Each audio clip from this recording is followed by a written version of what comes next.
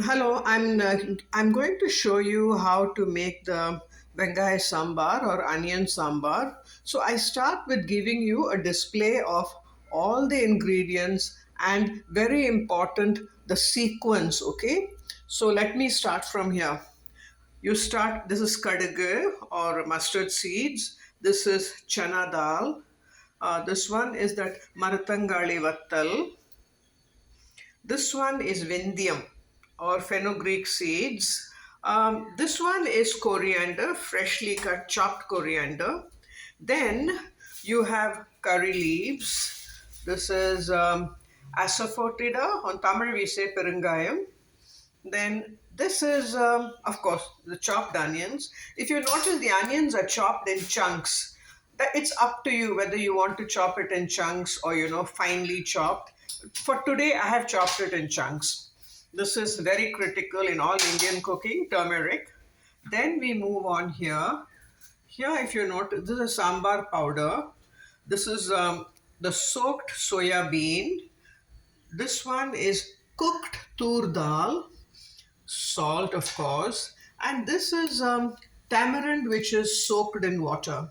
Now, the quantity of tamarind depends on your taste over a period of time. Okay, some people like less tamarind, more others like more tamarind concentrated. And this is the oil which I have already started heating up, so I can start cooking and show you correctly. Now, how much oil? I would say this would be, I would say put 3 tablespoons of oil.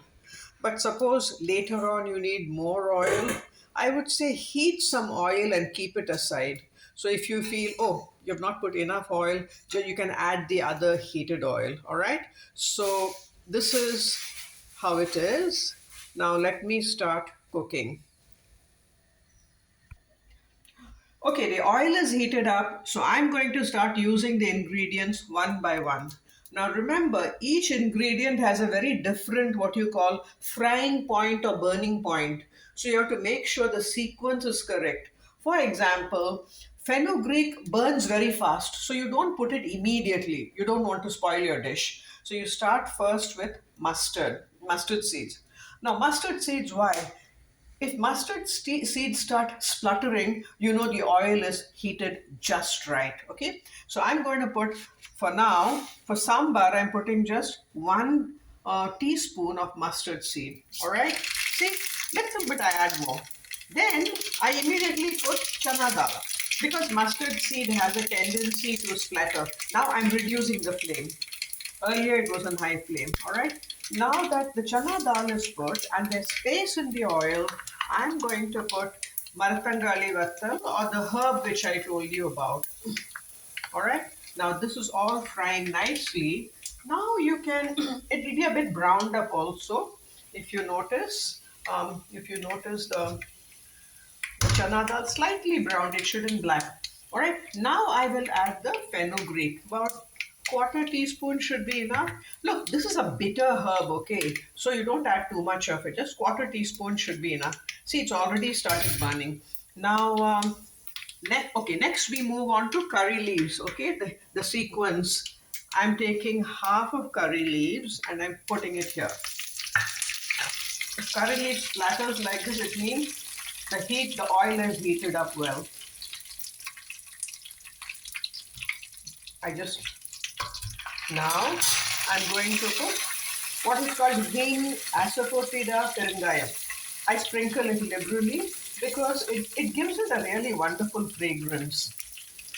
Okay, I sprinkle it liberally and then now I can safely add the onions. Okay, I've added the onions and I have to increase the flame and then fry it. Once it is done, then I can add the other ingredients. So when it is frying, you can do some housekeeping, rearrange the spices, put away spices that you don't need anymore for this dish. Okay. So now let it fry. Now I'm going to pause until it's finally cooked and then resume when it is properly fried. Not I meant fried, not cooked. All right. So I'm going to pause for a moment. Pause. Okay, now you notice that the onion is pretty well fried. Personally, I think if I put the flame on very high, but this is okay, it will not spoil the taste. You can even fry it less. Now we come to the next sequence. If you notice, I have put away some of the spices which I used earlier because I'm not going to need it at this part of the cooking. That's what I meant, you have to housekeep. Very important to housekeep the spices, otherwise, you'll end up repeating a spice again and that will totally spoil the taste. Okay, now that the onion is fried, I'm going to now use the sequence of turmeric, sambar powder. That's it.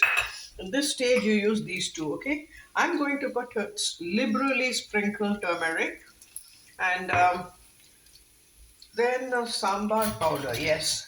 Now this is a heaped teaspoon of sambar powder. I'll add a little bit more, but this is according to your taste. You can later on add some more if you like. I'm adding it when the onion is fried so that the raw smell of the turmeric and the sambar powder is not there when you're consuming it or when you're consuming the sambar. Okay, so now it's pretty much done. What I will do here now is here the tamarind which I had soaked, I have crushed it and sort of made it into a tamarind solution. I'm going to pour this carefully. Now, my kind of sambar, the tamarind solution is not very concentrated. I will add some more water to it. Here you are. And then here you go. You notice the tamarind is still in the bowl. I'm not putting the tamarind because it's very, very strong sourness. So, all right. Now, give it a stir. And then at this stage, I add salt. And as any person who cooks will tell you, it's better to always undersalt than oversalt because you can always later on add it. Some people ask, why can't I put salt right in the end? I don't know. I found that when I'm cooking, if I put a little bit of salt and it goes into the cooking process, it really improves the taste. Now, I'm going to let this just boil. Now, I'm going to increase the flame. Once it starts boiling, I will transfer it into this bowl and microwave it. All right. So, let's wait for it to boil. Okay, if you notice this sambar, I would say earlier stages, this has started boiling. Now I will transfer it into this bowl because I want to microwave it. Okay. Now let me add some more water here to take out some of the residue. Okay, so all right. So now I will microwave it. If you now I'm switching off the gas. I don't need the gas anymore. Now, if you at this stage of cooking, it's pretty much the final stage. All I will need is the sambar solution, the tur dal, the cooked tur dal, which will go into it later, and these soaked soya beans. When I add them, I will of course squeeze the water out of it and then add it. So let me put it in the microwave and then heat it. Now, how long should I heat it? For this particular quantity, I would say heat it for 8 minutes. So you get a very thick concentrate, and then after that, I will guide you what to do next. Okay, now the original sambar soup is ready. Let us test the consistency. You notice it has become very thick. But the onions are not mashed, out of wrecking. It's become very thick. Onions are not mashed up. So you see, now this is the time we add the cooked tur dal. If you notice, all the items here are what you need at this stage of cooking. I have house kept the other items I don't need so I don't end up making a mistake putting some wrong spice 2 or 3 times. All right. So now I'm going to add cooked tur dal to this soup. I would call it a thick soup. The tur dal was cooked. I'm just mashing it, or what you say, um, make it blending it all together. It's better because then it blends well. Or you can use, you can even blend it in a mixer if you like. So here, one, two ladles. Later on, you can add it if you want to. But okay, if you add less tur dal, it's more spicy. But then it's watery. Then you will have to thicken it up with corn flour solution or rice flour solution. All right. So now let me see how it is. Can you see here? It is all blending well. Now I will add water to it.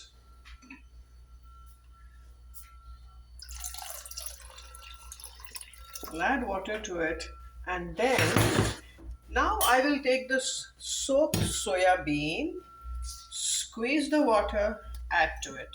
Squeeze the water, add to it. Soya bean is also the soya nuggets, I would say. Dried soya. They're also called vegetarian chicken. So I have had friends, when I've made this, they refuse to take it because they say they don't take chicken. Then I have to tell them, no, it's not chicken, it's soya bean. All right. So once again, I blend it all together. I have not tested this for salt. You can do it in the final stages. All right. It's all blended together. I put it for cooking. Put it in the microwave, and once again I put it on high for about not 8, maybe 7 minutes. Start. So after 7 minutes we will see whether it is ready or we have to add some more water to it. All right. Okay, I have now removed it from the microwave, and let us see what the consistency is like. Consistency looks good, but is the taste okay? Has it all blended together? Do a taste test, okay? Hold on.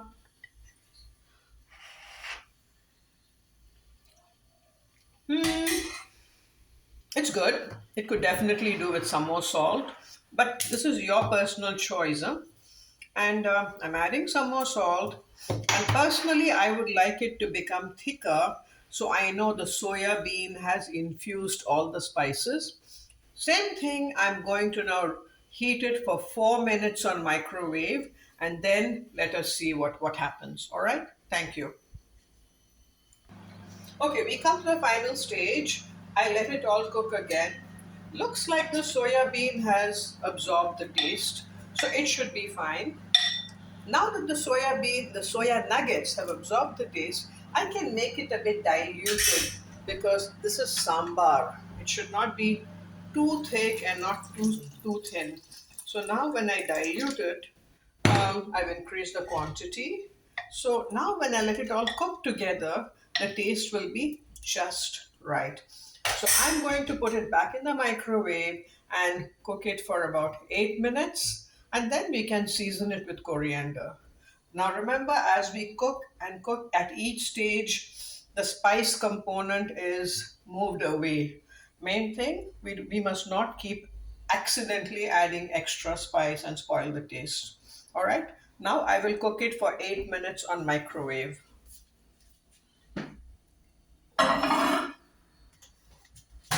Then it should be ready.